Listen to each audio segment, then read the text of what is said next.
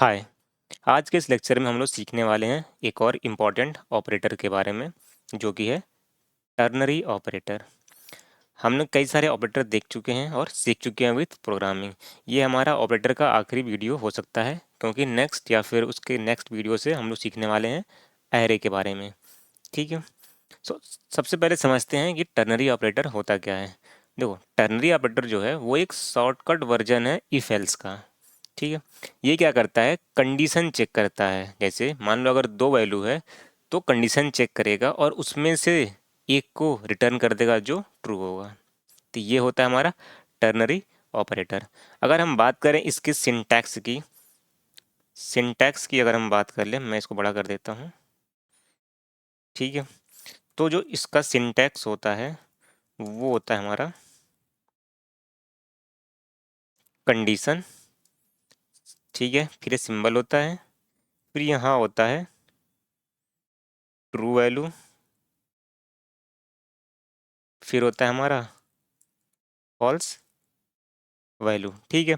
अब एक एक करके इसको समझते हैं। देखो, इसमें क्या करता है टर्नरी ऑपरेटर में, पहले कंडीशन चेक होती है। ठीक है। तो यहाँ पर हमारी कंडीशन होगी, ये जो सिंबल है यहाँ से हमारा इफ़ पार्ट स्टार्ट होता है।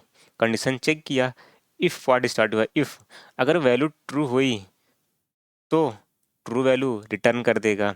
ये हमारा क्या है, एल्स। यहाँ से एल्स सेपरेटर इसको बोलते हैं। ठीक है। अगर ट्रू नहीं हुई तो फॉल्स वैल्यू को रिटर्न कर देगा। फिर जो कंडीशन यहाँ पे होगी हमारी क्या होगी, फॉल्स होगी। इसका मतलब ये है कि हम कंडीशन चेक किए, फिर इफ पार्ट हुआ, फिर यहाँ पे हमारी ट्रू वैल्यू होगी, फिर एल्स यहाँ सेपरेटर हो गया, फिर यहाँ पे हमारी फॉल्स वैल्यू होगी। ये हमारा होता है टर्नरी ऑपरेटर का सिंटैक्स। अगर हम इसको प्रोग्राम से समझें, जैसे मैं यहाँ, अगर यहाँ समझें, जैसे मैं यहाँ लेता हूँ int age is equal to आपका है 20। अब अगर आपकी एज 18 या उससे ज़्यादा है तो आप एडल्ट हैं, नहीं तो माइनर हैं। ये हमको शो करना है यूजिंग टर्नरी ऑपरेटर। हम इसको इफ़ एल्स में इजीली कर सकते हैं। हम कंडीशन लाएंगे if age is greater than 18, but हमको उसको यूज नहीं करना है क्योंकि हमको टर्नरी ऑपरेटर का यूज करना है। जैसे मैं यहाँ कंडीशन लगा दूंगा आपका, एज इज ग्रेटर देन और इक्वल टू 18। ठीक है। फिर सिंटैक्स में क्या था हमारा, हमारा सिंटैक्स में था हम ऐसे सिंबल लगाएंगे। ठीक है। उसके बाद हम यहाँ पे लिखेंगे ट्रू वैल्यू। अगर 18 या उससे ज़्यादा है तो ट्रू क्या होना चाहिए, हम एडल्ट हैं। फिर एल्स सेपरेटर लगाएंगे, नहीं है तो हम माइनर हैं। ठीक है। अब रिटर्न क्या करेगा, हमारा रिटर्न करेगा स्ट्रिंग, क्योंकि कंडीशन हम चेक किया और रिटर्न करेगा हमारा स्ट्रिंग। तो हम यहाँ ले स्टोर कर लेंगे वैल्यू स्ट्रिंग रिजल्ट, और यहाँ हम प्रिंट करा देंगे रिजल्ट को। ठीक है। तो आउटपुट क्या आएगा हमारा, यहाँ कंडीशन चेक होगी, ये जो हमारा 20 है, 20 इज ग्रेटर देन 18। फिर यहाँ पे ट्रू वैल्यू हमारी है, अगर जो ट्रू होती है तो एडल्ट रिटर्न करेगा, नहीं है तो माइनर। अब मैं इसको रन कर देता हूँ, तो हमारी कंडीशन तो ट्रू है, तो रिटर्न क्या करना चाहिए, एडल्ट। क्या रिटर्न किया, एडल्ट। अगर जो मैं यहाँ पे 17 कर दूँ, तभी क्या हुई, कंडीशन हमारी फॉल्स हो गई। तो फॉल्स कंडीशन को रिटर्न करना चाहिए, तो क्या रिटर्न करेगा, माइनर। आउटपुट क्या आया, माइनर। ठीक है। ऐसे ही एक केस और ले लेते हैं, जैसे कि अगर कोई नंबर है, हमको ऑड इवन चेक करना है, और मैं लिखता हूँ 7 है। ठीक है।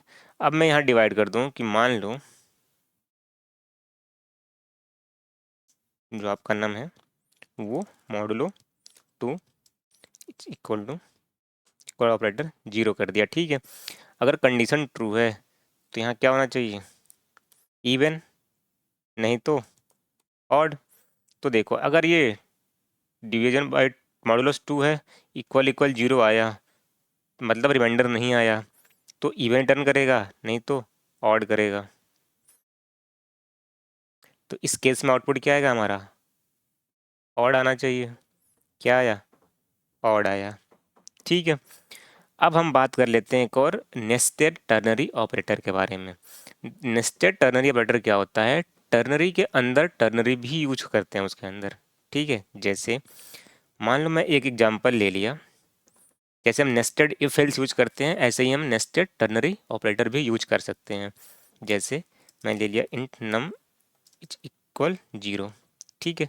अब मैं यहाँ कंडीशन ले लेता हूँ कि हमारा नम जो है वो 0 से बड़ा है तो क्या हो, पॉजिटिव, ठीक है। फिर मैं यहाँ लगाया,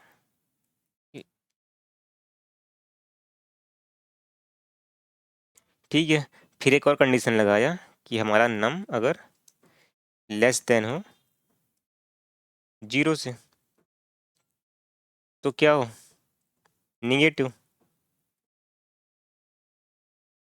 अगर ये दोनों नहीं है तो यहाँ लगाएंगे एल्स सेपरेटर, तो रिटर्न क्या कर दे, 0, क्या कर दे, 0। और इसका आउटपुट क्या आएगा, स्ट्रिंग। तो हम इसको स्ट्रिंग में स्टोर कर लेते हैं, स्ट्रिंग रिजल्ट, ठीक है। अब मैं यहाँ प्रिंट कर देता हूँ रिजल्ट। तो आउटपुट क्या आना चाहिए, देखो कंडीशन जो है अगर नंबर हमारा 0 से बड़ा है तो पॉजिटिव रिटर्न करेगा, अगर नहीं है तो ठीक है निगेटिव होगा, निगेटिव रिटर्न करेगा। अगर ये दोनों कंडीशन ट्रू नहीं है तो हमारा 0 रिटर्न कर देगा।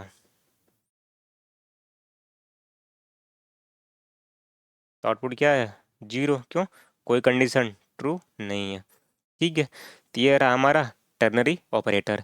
अब यहाँ से सवाल बनता है क्या टर्नरी ऑपरेटर जो है वो सभी जगह इफ एल्स को रिप्लेस कर सकता है, तो आंसर होगा नहीं। क्यों, क्योंकि सिर्फ सिंपल कंडीशन जहाँ होगी और जहाँ वैल्यू को रिटर्न कर रहा होगा सिर्फ उसी केस के लिए बेस्ट है। तो हम सब कई सारे ऑपरेटर देख चुके हैं विथ प्रोग्राम। आई होप कि आपको ऑपरेटर समझ में आया होगा। आगे जैसे भी कोई भी ऑपरेटर आता है जिसको हम लोग नहीं पढ़े हैं तो हम वहाँ पे देख लेंगे। और वीडियो अच्छा लगे तो कमेंट में बताइए कैसा लगा। मिलते हैं नेक्स्ट वीडियो में।